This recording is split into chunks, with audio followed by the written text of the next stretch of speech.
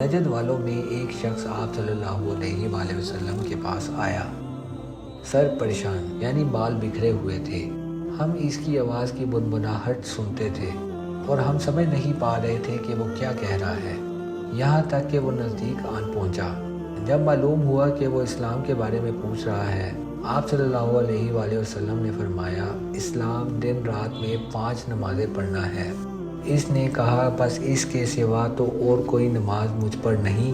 آپ صلی اللہ علیہ وآلہ وسلم نے فرمایا، نہیں، مگر تو نفل پڑھے تو اور بات ہے۔ آپ صلی اللہ علیہ وآلہ وسلم نے فرمایا، اور رمضان کے روزے رکھنا؟ اس نے کہا، اور تو مجھ پر کوئی روزہ نہیں ہے۔ آپ صلی اللہ علیہ وآلہ وسلم نے فرمایا، نہیں، مگر تو نفل روزے رکھے تو اور بات ہے۔ اور آپ صلی اللہ علیہ وآلہ وسلم نے اس سے زکوٰۃ کا بیان کیا۔